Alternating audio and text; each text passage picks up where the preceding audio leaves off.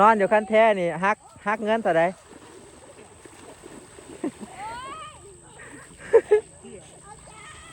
คันอยากได้เงินร้ายนะบ่ยากเพราะว่าเจะคล้าของหน้างามแล้วก็ขึ้นเงินให้แล้ว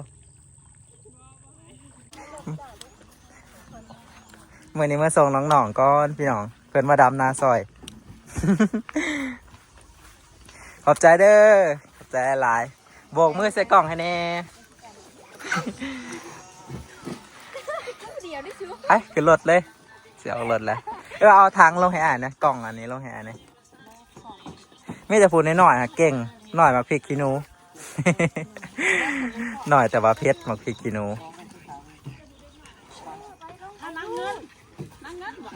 เอาคืนแน่นี่เอาคืนแน่ผู้นี้ก็เอามาส่งคือกันนี่อันนี้นะของอันนี้ของผู้ใดนี่นะป้ามาดันนะเอาใส่สากของมานะเก่งเข้าไป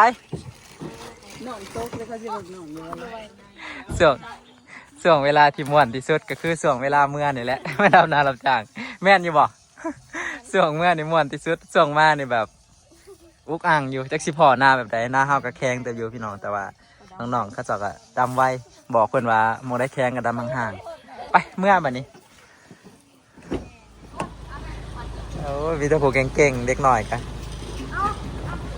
มาส่งอยู่บ้านนนท์สมบูรณ์มาลูกมาตัวกับมาน้ำเขาบ่อนี่นะเกียมเท้าขา ไป สบายดีตอนเที่ยงพี่น้องหลังจากจ้างน้องๆเขาเจ้ามาดำนาเฮากับเรือบลายพี่น้องวันนี้เรือหน้าจักไห้แปะสเปรย์ยิ้มไปเปิดแล้วพื้นแห้งตอนนี้ก็เที่ยงแล้วพี่น้องผู้ดำหน้าน่ะผู้ได้ดำแล้วให้นี่แล้วมันได้ขึ้นเนาะแต่ว่าผู้โลกกากันแล้วให้ต้นนั้นแหละจังขึ้น ผู้โลกกาแล้วให้แล้วจังขึ้นเด้อ เอายันตานีหอดมืออื่นกับบได้ขึ้นอยู่ประมาณ2 มื้อจะได้ขึ้นป้ากับน้องไผ่นะแล้วเหลืออีก2 มื้อจะได้ขึ้นกันโลกกาแล้วให้แล้วจังขึ้นนะไปพี่น้องเมื่อวันนี้หากินข้าวเที่ยงก่อนหน้าไก่ก็เปิดหมอลำพังเพลงซอยกันกังโกบอยู่ดำหน้าเพลียงงอมอยู่ก็สิบ่เมื่อยเปิดวิทยุแดดได้พี่น้องวันนี้คือสิบ่แดดไม่ได้มื้อนี้ตะเวนบ่ถือหมวกของกินบ่กินก็มันเน่าอาหารเก่าก็ยังแซ่บคือเก่าพี่น้องแกงมาใหม่บ่ได้กินแต่เฮิงเลยแกงมังกรก็ญาติกันกินอาหารตอนเที่ยงคือแกงหน่อไม้น้ำใหม่น้ำเค็มเที่ยงเฮานี่ก็แซ่บอยู่ได้ทำโบอิ่มก็สิเอางวนตัวนี้มากินนี่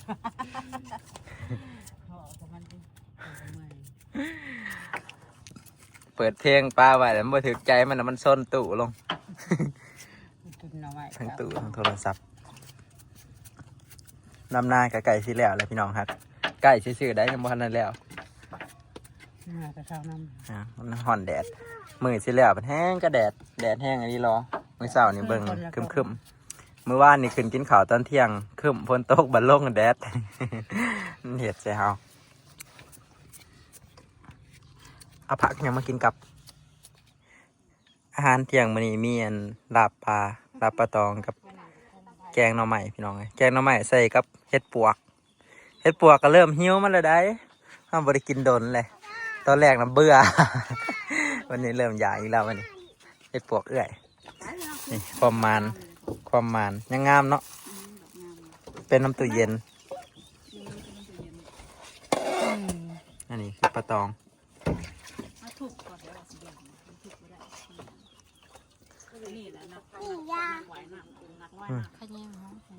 อันนี้นะแมวน้ำ2 คน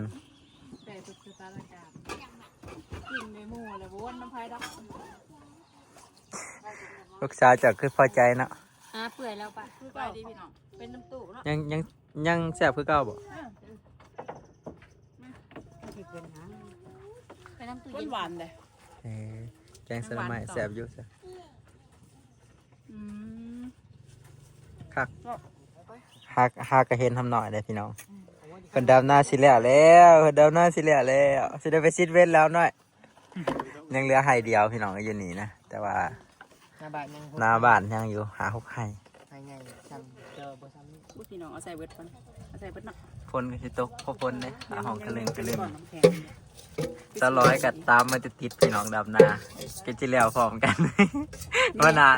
นาแล้วเอื้อยแล้วกัน บ่ ว่าน้อยหนาอีก บ่แมนเอื้อยนี่หาคนงาน ให้ ให้ เอื้อยเป็นผู้หาคนงานให้ เอื้อยเนี่ยอยากได้ยอดหาวัดไปนาสลอยเขาก็เลยไปเบิด บ่แยกกันอีเลยเด็กหน่อยแบบมาหน้าเฮาแหละพี่น้องเขาจะเอาไปเป็นทีม บอกกัน นักเรียนเขา เขาอยากได้คนงานถามให้สลอยแล้วเขาก็ไปให้จบดีเลยเขาวัน เขาก็อ หาย าก แล้วมันหักบ่ได้ เขาก็อยากมาหน้าเฮาอยู่แต่ว่าหน้าเฮามันแล้ว มันบ่ลายนะ อืม คนสิตกแล้ว กันว่าแล้วกับโมแมนยังเหลือกระเทิน แต่ว่าเขาจ้างเนี่ยประมาณ3 คน หลายอาหารหลายเมนู ไปจากลาบปลาไปจากแกงหน่อไม้ มีแต่แนวกินบ้านๆพี่น้องกินแล้วก็มีเหือมีแหงเราเห็ดหน้า เดี๋ยวเราผักในสีเขียว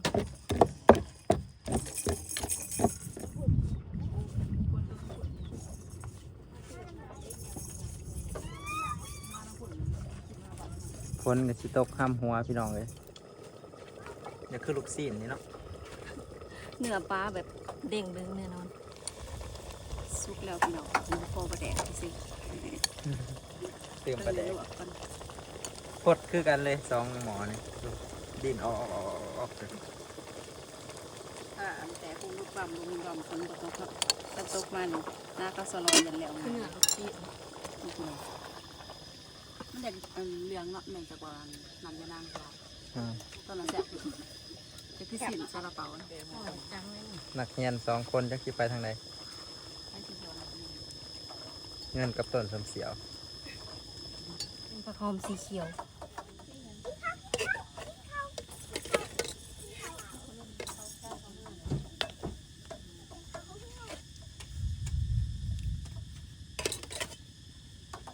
ผ่าหนังนะเดี๋ยวแม่ใหม่ปอดนะ แกงหน่อไม้ มันกินโดนแล้วเมื่อนั้นแกงมือ จะกินแกงใหม่ปะ อ้าวแกงใหม่มีเห็ดปวกนั่นไม่กินกินบ่กินอยู่แล้วว่าแล้วบายเขาเลยกินแซ่บเหี้ยเลย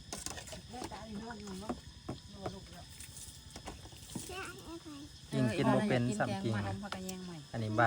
บายเขากับปิ่งปลา กินบ่เป็นหรอกเห็ดเพาะเห็ดปวกเห็ดปวกบ่แจ้งขนาดนั้นเห็ดปวกกินบ่เห็ดปวก อืม ที่ขาวว่า มาแม่ให้เด้อ กินข้าวเด้อพี่น้องกินข้าวเที่ยงน้ำกันดำนา ทุกคนกิน กะไก่สิแล้วแล้วกินยังแห้งกระแสบก็เก้าบาท ไม่หลับปลาเอาไปใช้บัน เพิ่นเอาไปกินกับเอื่อยเพิ่น มันเคยกินโต๊ะพักปลายนี่เนาะ พากินกับหลาย ดักให้กินบอลสร้างไม่เห็นเป็นเห็ด กินเห็ดปวกก่อนเห็ดปวกคือใหญ่ครับท่านเนาะ โอ้ยหงหงนะ ยังกินมาได้ละอ่อนใหญ่ค่ะอะไรพี่น้อง ถ้าเขาเสียเขาไม่เอากระกะนะ เกษตรเอาในตะกร้ากับมันติดมานำพุ่น นี่จมหยอด ติดมานำพุ่นขี้งัวปลาตองพี่น้องครับอยู่จับอยู่ปรุงเข่งแต่ว่าเนาะปรุงแตกบวยด้วย ยังเกิดจองมึง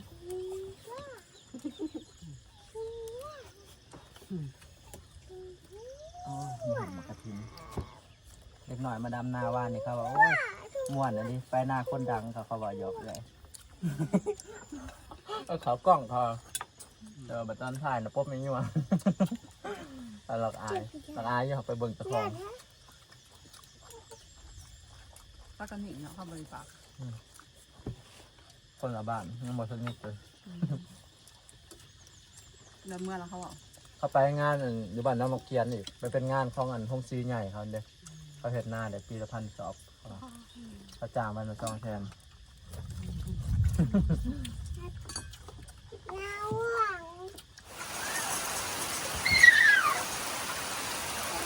ตกแห้งอันนี้พี่น้องที่เราสิตกลิบ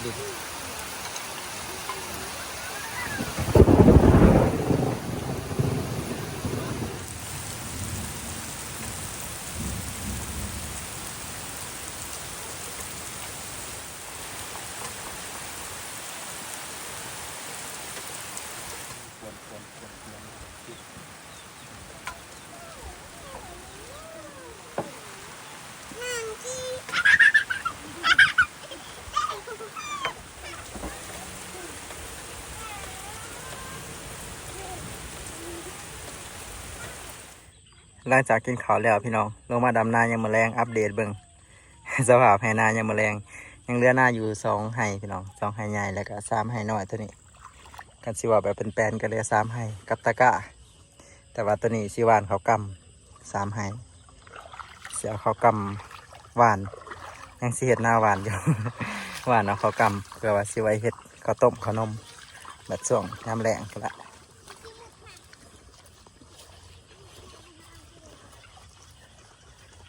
เมื่อนี้ฝนตกหักตกบดนตกแห้งแต่ว่าบดนปานใดตกประมาณ30 นาทีก็ยากจะร้อยกับไก่สิแล้วแหละพี่น้องปีนี้ดำนาไวหมายความว่าเฮาดำแต่หัวปีแต่ก็แล้วแต่หัวปีพร้อมคือสิมีเวลาไปหาอยู่หากินหากบหาปูหาปลา สำสิไปแล้วพี่น้องปีนี้ปูปลากันนะสิหลายอยู่เพราะว่ามันอุดมสมบูรณ์น้ำผ่าน้ำฝนมันตกดีมันก็ออกลูกแพร่พันธุ์ขยายพันธุ์ได้หลายหาอยู่หากินก็คือสิม่วนปีนี้ยังเหลืออีกมื้ออื่นกับมื้อฮื้อพี่น้องคันสิสาในก็อาจสิเป็นมื้อฮื้อคือสิแล้วเป็นมื้อสุดท้ายมื้ออื่นนี่น่าสิเกือบแล้ว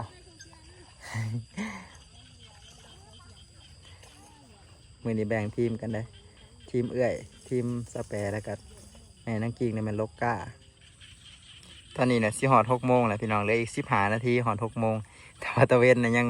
อยู่สูงเต๋ออยู่ยังเพียงปลายใหม่หน่อยอยู่โอ้ยหน้าทุ่งนี้น่าสนใจไว้มีแต่ผู้สาว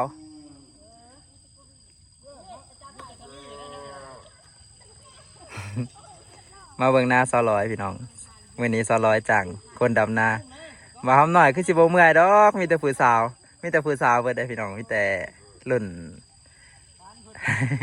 รุ่นบ่ทำหน่อยมาแคนดี้เพื่อแหละผู้สาวซ้ำหน่อยนะพอดีอันสุพรรณมาเป็นทีมมันก็บ่เมื่อยหรอกเขาเจ้าก็มาเป็นทีมเขาไปลายธงละหน้าผู้ใดเขาเจ้าก็ไปรับจ้างเบิด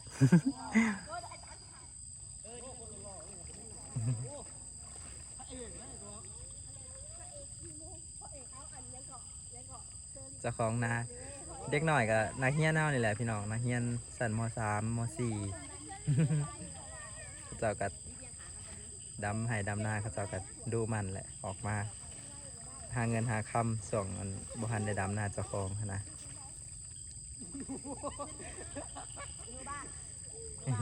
มากับหมูเขาเจ้านี่พี่น้องเขาเจ้าก็มาเป็นหมู่มาเป็นทีมรถจักรจอดเต็มหัวม่วงเลย เป็นตะมวนนี่ลิแต่ว่าห้ามบริจ้างเขาเจ้าค่างาน มาถึงนาสลอยเขาเจ้าก็วางพอดี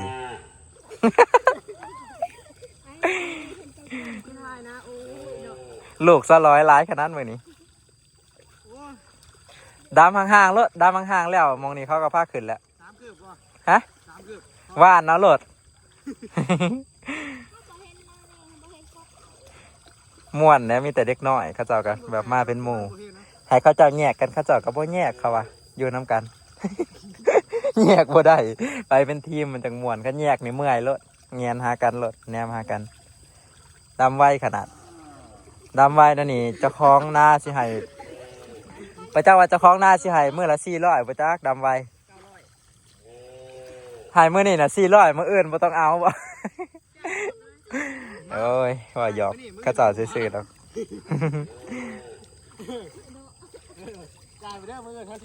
เบิ้งถ่ายเบิ้งจะคล้องหน้าก่อน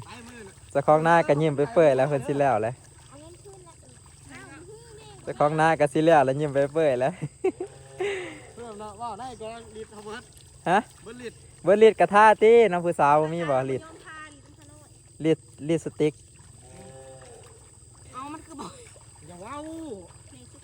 มอเน่งเดินดำไก่ผู้สาว2 คนโหไอ้ดำไก่ผู้สาว2 คนโหโห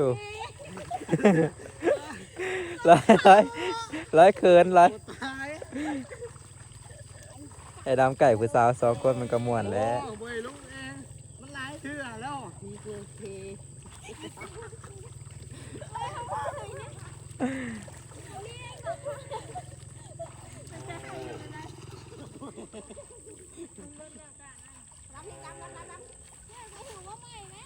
เอาร้อยนั่งอยู่นอนอยู่ขั้นแท้นี่ฮักเงินเท่าไร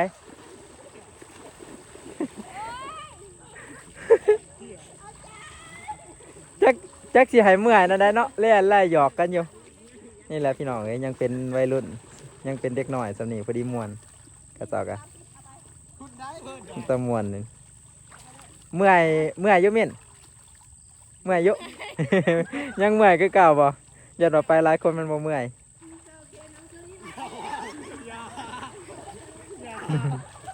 แบบพ่อหมู่อะนะ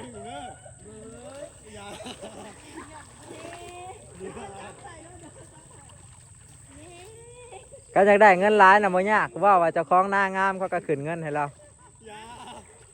ก็อยากได้เงินล้านนะโมยากว่าเจ้าของหน้างามแล้วก็ขึ้นเงินให้เรา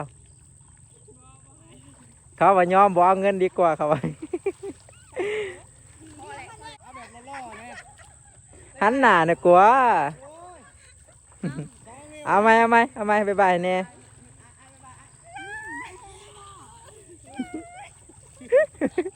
หลักอายอีกเด้โอเคทุกคนเมื่อก่อนมันตีมืออื่นเศร้าพู้นแหละจะมาเบิ่งซอลอยคือสิบ่แล้วก็เกือบแล้วเฮากะ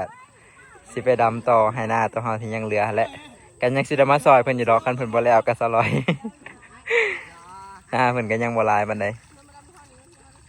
อันนี้หน้าพายเพิ่นก็สิขึ้นไปดำนาโคกร้อยไฮโลแม่นเยอะไฮโลแม่นเยอะไฮสุดท้ายแล้วพี่น้องเอ้ยไฮสุดท้ายถ่ายสุดโอเคเมื่อก่อนทุกคน เมื่อก่อนเด้อ